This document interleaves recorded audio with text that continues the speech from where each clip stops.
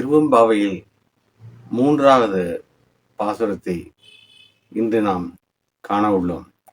முத்தன்ன வெண்ணகையாய் என்று தொடங்கும் அந்த பாசுரமானது தோழியர்கள் உறங்கிக் கொண்டிருக்கக்கூடிய மற்றொரு தோழியை வழிபாட்டிற்கென அழைப்பதாக இந்த பாடல் அமைந்துள்ளது. முத்தன்ன வெண்ணகையாய் என்கின்ற அருமையான தமிழ் வார்த்தையானது முத்து போன்ற வெண்மையான பற்களை உடையவள் அவள் என்று குறிப்பிடுகிறது.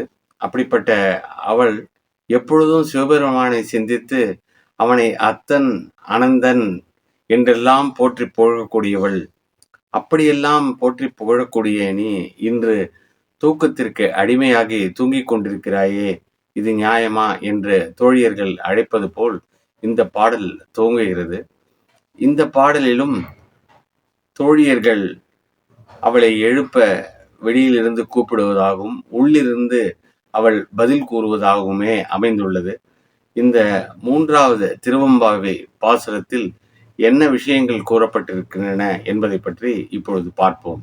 உள்ளே உறங்கிக் கொண்டிருக்கக்கூடிய தோழியானவள் அத்தன் அனந்தன் அமுதன் என்றெல்லாம் சொல்லி தித்திக்க பேசுவாளாம். அவள் சிவபெருமானை பற்றி எப்பொழுதுமே சிந்தித்து பேசிக் கொண்டிருக்கக்கூடியவள் இன்று உறக்கத்திற்கு அடிமையாக உள்ளாள் என்று தோழியர்கள் கூறுகின்றனர். முன்பெல்லாம் எங்களுக்கு முன்னரே நீ எழுந்து வந்து சிவபெருமானின் பெருமையை கூறி வழிபாட்டிற்கென வந்து விடுவாய். ஆனால் இப்பொழுது நாங்கள் அழைத்தும் இன்னும் செவிசாய்க்காமல் உறங்கிக் கொண்டிருக்கிறாயே என்று கூறுகின்றனர். அதற்கு உள்ளே இருப்பவள், நீங்கள் இறைவனிடம் மிகவும் அதிகமாக பற்று கொண்டவர்கள், நான் அப்படி இல்லை. உங்களை போன்ற பக்திமான்களுக்கு தான் இறைவன் அருள் புரிவான். என்னை போன்ற சாமானியருக்கு இறைவனின் அருள் கிட்டுமா என்று அவள் கேட்க, அங்கேதான் ஒரு முக்கியமான விஷயம் பகிரப்படுகிறது. வெளியில் உள்ள தோழிகள் இவளை பார்த்து கூறும்போது, இறைவனை பொறுத்தவரை பக்தி அதிகமுள்ளவர் பக்தி அதிகமில்லாதவர் என்றில்லை, எல்லோரையும் சமபாவமாக பாவித்து அருள்வதே அவருடைய எண்ணமும் அதே சமயத்தில் அவருடைய வாழ்த்துக்களும் ஆகும். நாமோ அவருக்கு பேதம் பாராட்டி இவன் பக்திமான் இவன் பக்தியற்றவன் என்று பேசிக்கொண்டிருக்கிறோம் என்கின்றனர். உன்னை போய் எழுப்ப வந்தோமே, எங்களுக்கு இதெல்லாம் தேவைதான் என்று அந்த பெண்கள் வெளியில் இருந்து பேசுகிறார்களாம். இந்த பேச்சையெல்லாம் கேட்டு நாங்கள் ஏன் தான் இங்கே இன்னும் நின்று கொண்டிருக்கிறோமோ என்று அங்கலாய்க்க ஆரம்பித்தார்கள். பிரகாசமாக இருக்கக்கூடிய முத்து போன்ற பற்களை உடையவளே, இன்னும் உனக்கு விடியவில்லையா? நாங்கள் எல்லோரும் சிவபெருமானை வழிபடுவதற்காக புறப்பட்டு கொண்டிருக்கிறோமே என்று கூறுகின்றனர். அப்பொழுதுதான் உள்ளிருக்கக்கூடிய தோழியானவள் கேட்கிறாள், கிளிபோல் மழலை பேசும் தோழியர்களே, நாம் எல்லோரும் சென்று வழிபாடு செய்ய அத்தனை தோழியர்களும் வந்துவிட்டார்களா? எத்தனை பேர் வந்திருக்கிறார்கள் என்று அவள் உள்ளிருந்து குரல் கொடுக்கிறார். அதை எல்லாவற்றையும் எண்ணி பார்த்து உங்களுக்கு எடுத்துரைக்கிறோம்.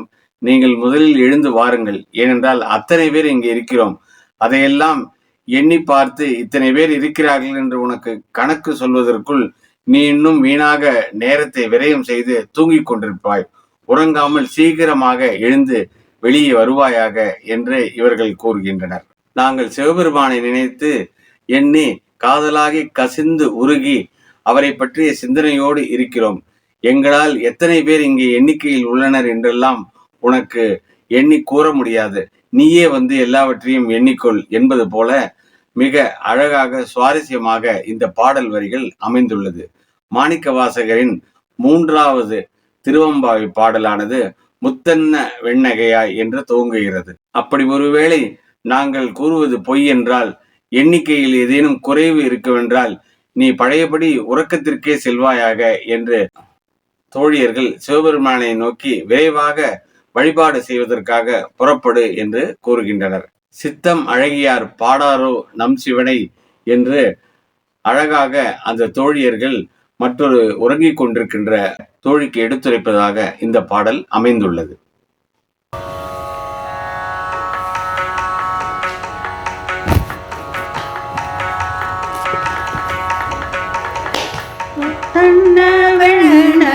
வெண்ணகையாய்